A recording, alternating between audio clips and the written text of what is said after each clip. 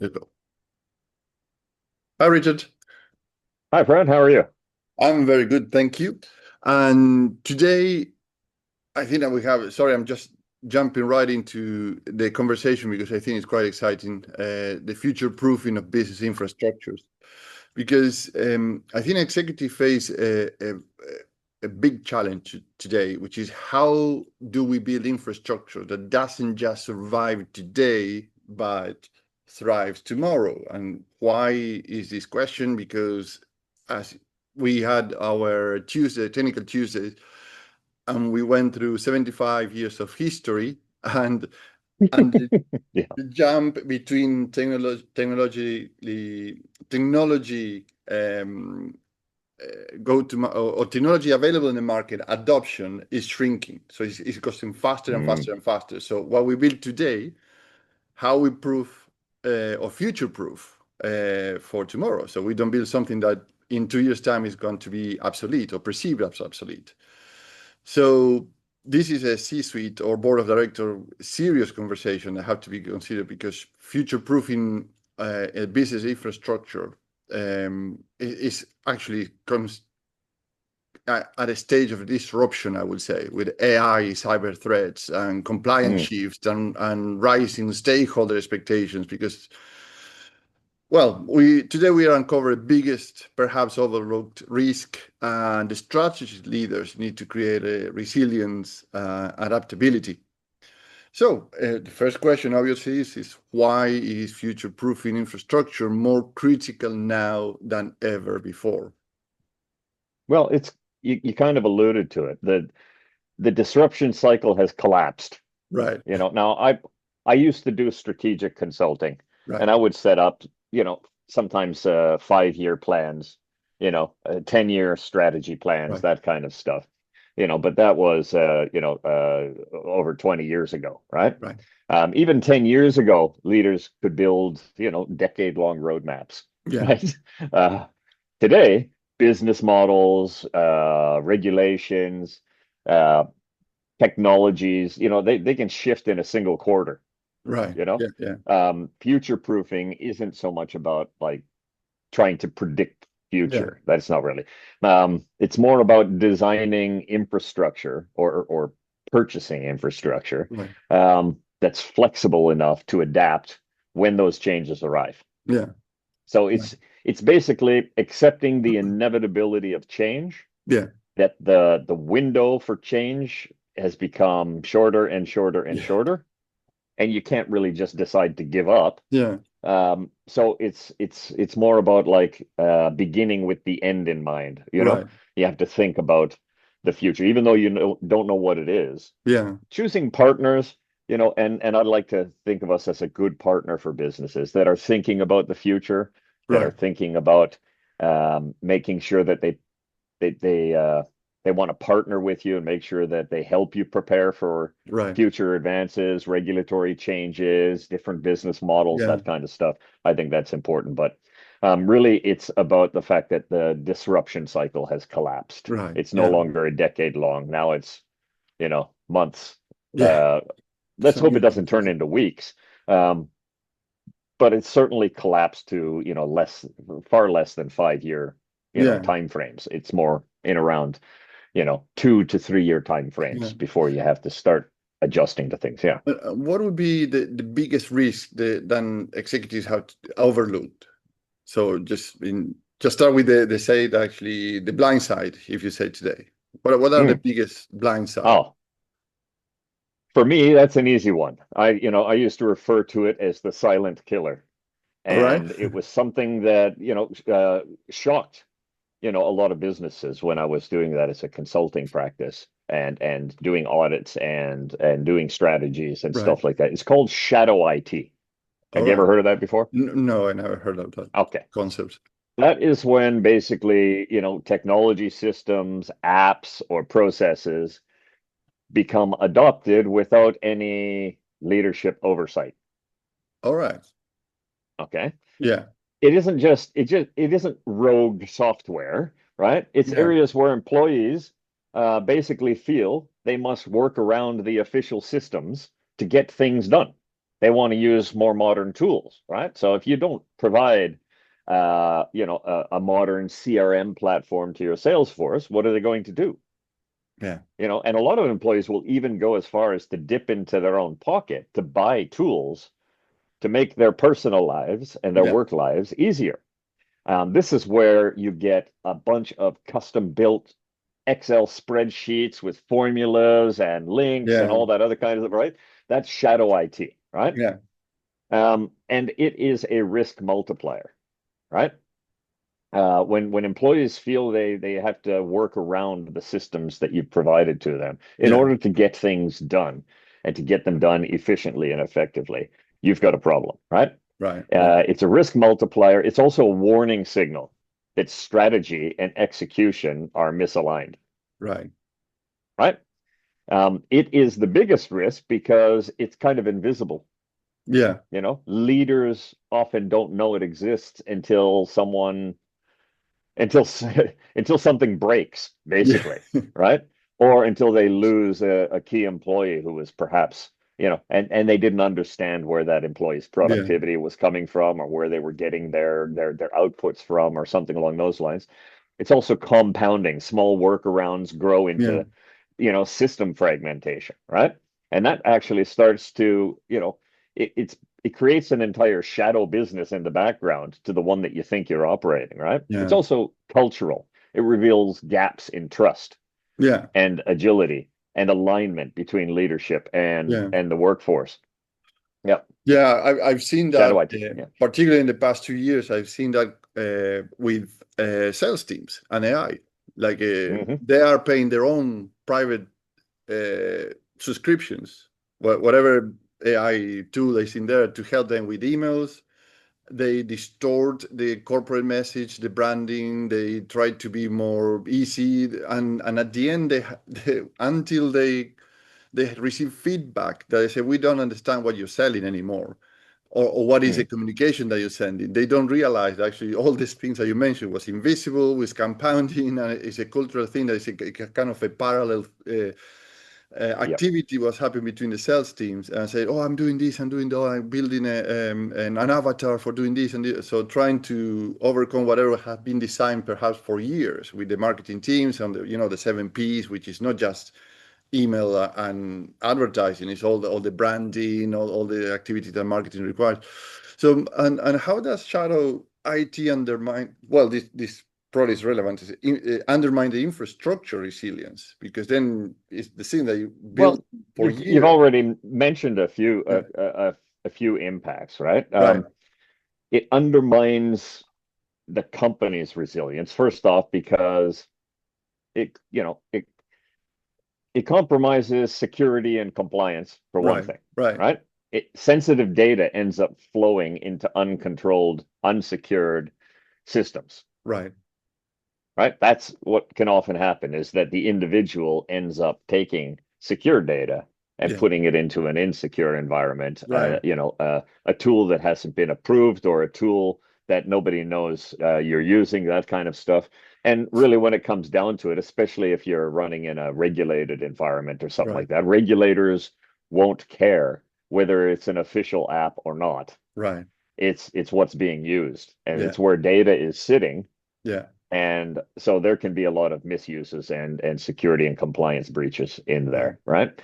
There's also, it eventually, because of its compounding factor, you end up with operational fragmentation, right? Yeah. Shadow systems create silos. Right. Yeah. Silos, silos bad, right? It creates duplication and it creates a hidden technical debt. We've Yeah. talked about technical debt before, Yeah. right? And how it can impact the business. And shadow IT is shadow technical debt, Yeah.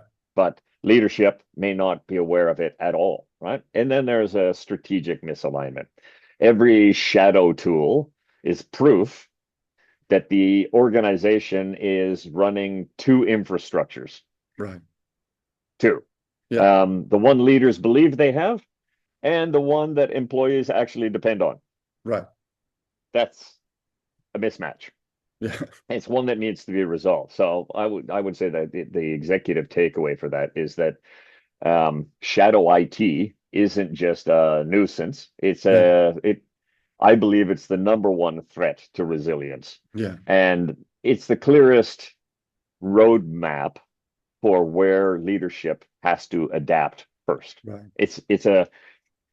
It's a leading indicator. You know what I mean? Yeah. It's Yeah. something that if you check on it, you're going to get a very good idea of where your gaps are Right. Right. in terms of the business. Yeah. And beyond the shadow IT, so Mhm. what other risks should executives watch closely? Well, I would say, shadow IT, firstly, let's call it the anchor risk. Yeah. Right. That's going to be there. Yeah. But it links to other risks, Right. right? One would be, you know, rigid systems and commercial lock-in to those rigid systems, right? Right. The danger of that isn't working with trusted partners. It's choosing systems that can't evolve. Right. Um, Leaders should ensure every investment remains portable, scalable, and adaptable, Yeah. not a dead end. Yeah. Um, Another risk is, I touched on it before, is the hidden technical debt, legacy integrations and Yeah. unsupported apps. They quietly erode that agility until transformation becomes prohibitively expensive, Right. Right. right? Then there's a regulatory whiplash. There's a risk of that. ESG, AI, data laws, they often arrive after infrastructure is already set, Right. or systems have been chosen. Building with compliance by design or integrated into, your products, it avoids those kind of retrofits, Yeah. right? It should be a part of your system selection criteria is how does it integrate with, governance, risk Yeah. management, and compliance, right? Right. Right. And then there's cyber risk inertia, which is connected to all of that as well. Every expansion increases the attack surface. Remember, we talked about that, right? Yeah. Unless security is recalibrated in Yeah. parallel with every, and if you've got the shadow IT, Yeah. you don't even know what your security risks really Yeah. are, you know. But basically, all of those things compound. Those are additional risks that Yeah. have other contributors, but shadow IT is certainly the anchor risk for all of those. So um, once again, this isn't about what partners you choose, in terms of systems and that kind of stuff. It's about whether your infrastructure during the selection process remains flexible enough Right. to respond to what's coming next, Yeah. and you want partnerships with providers who are just as concerned about that as you Right. should be and will help you, Yeah. you know, deal with the next step when it Right. comes, that So kind of stuff. Yeah. it sounds like the key word here is flexibility because actually preparing for the future, how you mentioned rigid systems and hidden technical debt, which is legacy systems that are not updated or et cetera, and Mhm. cybersecurity, and also regulations because they are coming through Oh, right and center all the time, and then the system seems to be set up like 2-3 years ago, and we mentioned already how fast the things are evolving.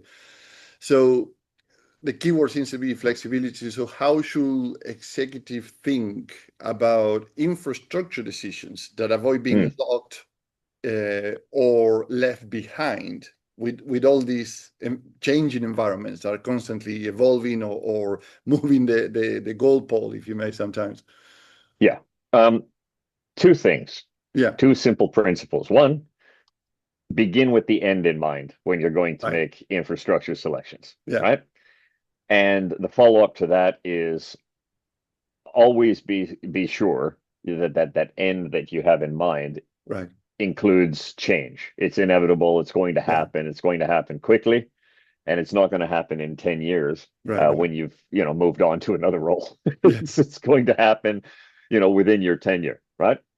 Too many infrastructure choices are made for short-term convenience, Right. right? Or the way things are today. Now, that should be part of the criteria, right? Mm. Um, but if that's your only criteria, then executives ends up with systems that are expensive to maintain, brittle, in a changing environment. Yeah. And difficult to scale. Yeah. So flexibility, like you said, so leaders should prioritize scalability, systems that grow with the business, and instead of forcing reinvestment every few years, right? Um, Lower technical debt, Right. right? Avoid patchwork fixes, design for integration and compliance upfront. Yeah. We've mentioned that before. Portability and flexibility, and we've touched on that a couple of times here. Assume regulations and markets and technology partners will change. Yeah. Infrastructure should be able to pivot with those changes. So Yeah. it isn't. A lot of people think that setting up your infrastructure is more about choosing cloud versus on-premise. Right. That used to be one of the big decisions, but now it's Yeah. about building a foundation that won't box you in. Right. Right. Yeah. That doesn't mean you don't choose a single environment. Yeah. It means that when you do that choice, make sure that it's built for the future and Right. scalability and has things integrated into it, like compliance and Right. governance, that kind of stuff, right? Modern solutions enable executives to choose, resilience and adaptability and long-term value. Yeah. That's what we've built Trinity on, Yeah. right? We've always kept that in mind as we built up Yeah. the feature sets and stuff like that. We're not locked in, so our Yeah. partners, our customers are not locked in. Yeah. So I would treat infrastructure like a strategy, not Right. plumbing, Yeah. right? Choose with tomorrow in mind, and you'll spend less time fixing yesterday's decisions. Yeah. And Yeah. in terms of so this tomorrow in mind, because today we know ESG. So sorry, I'm jumping into this topic because it's in February this year was delayed the decision to implement it to SMEs or mid market, but 2 years time it doesn't seem to be a Oh, long you mean time. ESRS Yeah, in yes, the sorry, EU? sorry, yes. Yeah, okay. So, but even though that's in Europe, by the way, the people actually are listening in other regions. But even though ESG is still something actually still ongoing, and with that is compliance and governance, and so that to show how the things are moving all the time. So this Mm. is mandatory now. Oh, we are going to delay for another 2 years, but actually, in the back end, it's still a requirement that will come. And how that play in infrastructure planning. So in terms of Well, things are actually changing constantly. yeah, governance, risk management, compliance, I would say that GRC, Yeah. that's the parent of ESG, Right. Yeah. Yes. right? Because ESG is is fundamentally, governance frameworks Yeah. and compliance and risk management, right? Those should not be thought of as bolt-ons Right. or reporting projects that will fund later, right? They're design criteria. Mm. They are ESG metrics, compliance automation, governance structures. They should be embedded in the operational systems Yeah. that businesses are using. Companies that retrofit later Yeah. pay approximately 3 times the cost Wow. for having Yeah. those kinds of tools, and they definitely risk losing things like stakeholder trust, Yeah. investor trust, et cetera, et cetera. So I would say that that's the role that those things, ESG, Right. compliance, governance, play in Yeah. infrastructure planning. Is if your end that you're keeping in mind is reporting to stakeholders or Yeah. investors or complying with government mandates or dealing with EPR Yeah. fees and stuff like that, begin with that end in mind. Choose Right. products that have that integrated in them, Yeah. Yeah. right? Yeah. And we are talking about executives and infrastructures, but at the end, we have a workforce or the teams that actually have to adapt to this. So Yeah. how in terms of because also part of the planning and the future. So how executives prepare their workforce for this kind of infrastructure transformations. Mm. Well, people are the infrastructure behind the infrastructure, right? Right. They, you, they're indivisible, right? Yeah. Retraining and digital literacy Right. should be treated as like, capital investment into your Right. business. It's Right. extremely important. Building change muscle, you Yeah. know, a workforce that can adapt to change. It ensures, that they can adapt continuously, Right. right? Right. So if you're adopting the concept that change is inevitable and you're preparing for it, right? Yeah. And evolution is inevitable and you're preparing for that, you should also include that into how you're training your workforce. You Right. should have programs for Yeah. bringing them up to speed, not just during big transformation projects. Yeah. Now, change management, once again, I think I've used this metaphor before, is like, how do you eat an elephant? You Right. know, Right. if you look at a big elephant, it seems impossible. I've never eaten an elephant, I'm not saying that anybody should, but if one were to eat an elephant, it can be done one bite at a time, Right. right? And if you're just constantly dealing with your workforce in terms of retraining them and increasing their digital literacy, and selecting the right systems, that combination of capital investment, Yeah. that'll basically future-proof you. Yeah. Right.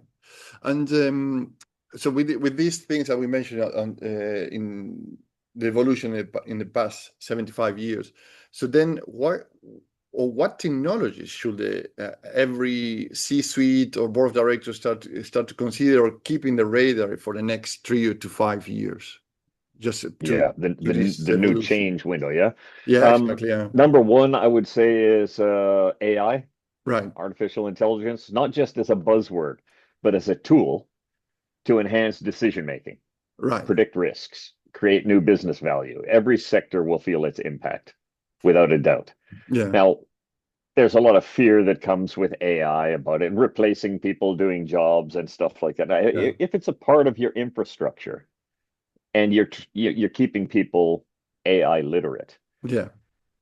all you're doing is making them more valuable Right. employees. You're not going to be letting them go. They're going to be hyper effective, Right. right? Yeah. And also, if you don't pay attention to artificial intelligence in some way, shape, or form, within that 3 to 5 year gap, I can guarantee you it's going to be a major component of shadow IT for Right. all All of your right. employees. Well, in some way or how it started to be like It's that. already begun. It's Yeah. already Yeah. begun. Yeah, the amount of people generating their reports with AI, Oh, this yeah. with AI, Yeah. spreadsheets with AI. I mean, it's becoming ubiquitous that people are depending on it, right? Um, GRC and transparency Right. platforms, right? That kind of stuff, governance, risk, and compliance. Technology that makes governance, risk, and compliance and ESG reporting transparent and automated. Right. No more reporting projects with zero ROI. It should Right. be transparent and automated. Investors, regulators, and customers um, now are starting to expect real-time visibility. I know that a lot of report requests are flying around on email chains, Yeah. right? But the next is going to be an entitlement that if you have a business relationship with them, upstream, downstream, regulators, governments, Yeah. etc., that they're going to have some kind of visibility Yeah. of GRC, whether that's ESG or some other framework. Yeah. Right. Right. And then um, I would definitely focus on silo reduction tools, things that kind of I'm not saying that you can get rid of every single silo, system to system, Yeah. right? In fact, our own platform requires that accounting remain ring fenced as Yeah. a separate environment, right? Yeah. But beyond that, things like you know platforms like Trinity, Yeah. workflow technologies, that break down barriers between business units and between Hmm. functions, right? Ensuring the data and processes flow across the organization. That's uh, important to look at. Now, a few years ago, I would say, go and take a look at one of the workflow platforms. There's Yeah. plenty of those kinds of things, but now I would say more make it a a system selection criteria, that there Right. be workflow built into there that can be cross-functional and Yeah. and stuff like that. So future proofing isn't really about chasing every new technology trend, Yeah. right? I didn't spend a heck of a lot of time chasing blockchain, for instance. Right. You know, um, my opinion on that in my space was that it was a solution looking for a problem to solve. So in crypto, yeah, but Yeah. in our platform, I didn't see a reason for blockchain, but Yeah. I certainly see it, right? Right. So it's about investing in the capabilities that make your business smarter, Right. and more trusted and more connected, not Yeah. just, new toys. Right. And excellent. So it and I guess actually we always give some practical steps or actionable checklist, if you may, to what how to shape that tomorrow for the leadership. So what steps they can take, what advice we can give them, what is a big takeaway with the future proofing.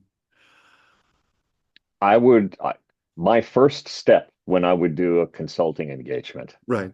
was to do a shadow IT audit. Hmm. All right. Yeah. Absolutely first step. Okay. Ask every, and it's not about, trying to catch people out. Yeah. It's an honest look Yeah. at, what is the shadow business that's being run in the background of the actual business? You Right. know, Right. where are the spreadsheets? What are the tools that are being used? Right? Can we harness that? Yeah. Bring it into the fold, that kind of stuff. Ask every business unit what tools and processes they've adopted Yeah. outside of formal leadership channels, right? Yeah. It reveals not only your biggest risks, but also your biggest opportunities to improve your agility, Right. Right. because you'd be surprised by, um, how intelligently your employees can select productivity tools. And if you don't provide them, they're Yeah. going to select them anyway, really. Um, so I wouldn't start with a technology roadmap and starting to try to map that into the future. Start with the reality of how your Yeah. organization actually works today, Right. right?